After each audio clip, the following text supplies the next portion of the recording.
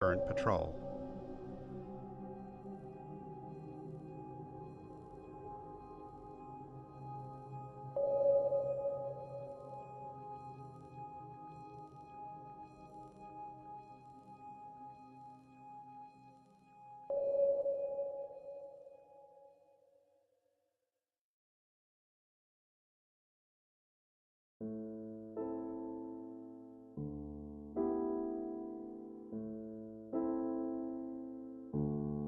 At the commencement of the August 1983 Erice Conference on the technological basis on which to build peace, Chairman Antonino Zikiki spoke of the consequences to humanity and the planet as a whole if a personality came on the scene foolish enough to provoke a worldwide thermonuclear confrontation.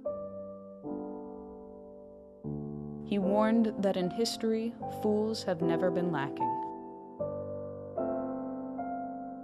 Sooner or later, in 10, 20, or maybe 100 years, a fool will come forth. When the fool appears on the scene, mankind will find itself with hundreds of millions of dead, with the ozone layer destroyed by 50%, with the average temperature of the planet lowered by at least 7 degrees, with an enormous amount of radioactivity about, and with mountains of ashes instead of the vast treasures accumulated in centuries of laborious and intelligent activity in all parts of the world.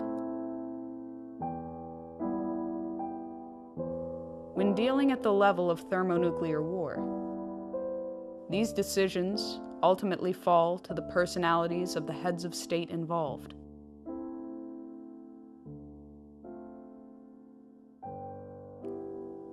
When the American people chose Dwight D. Eisenhower to lead the nation, it was his handling of the Suez Crisis which drew us back from what would have inevitably escalated into nuclear war.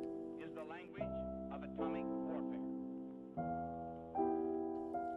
When the American people selected John F. Kennedy to be Commander-in-Chief, it was his commitment to survival and progress and peace that guided his hand in dealing with Soviet Premier Nikita Khrushchev in Cuba, in Berlin, and in securing a nuclear test ban treaty.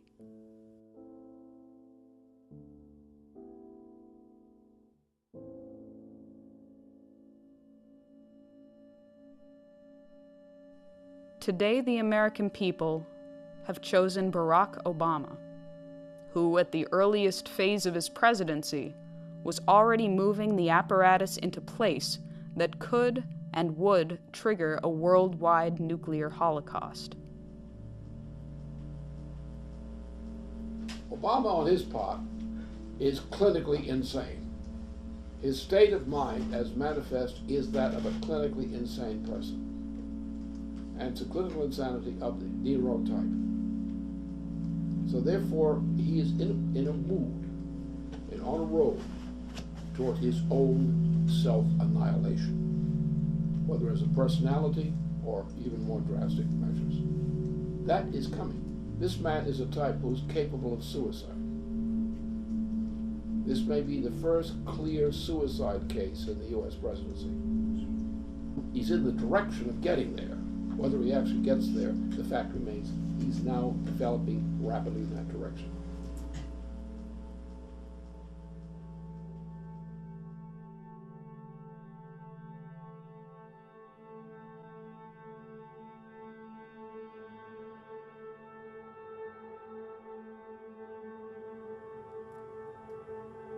The American people will soon go to the polls to decide the next President of the United States.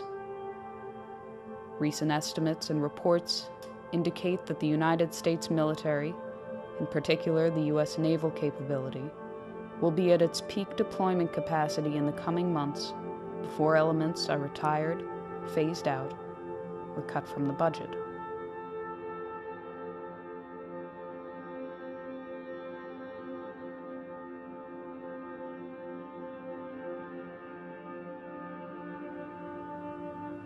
If ever there were a time to launch an attack, it would be now.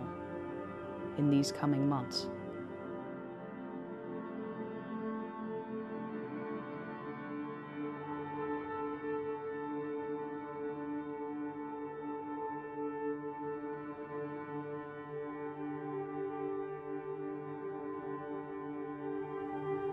If ever there were a time to prevent such an attack, it would be now,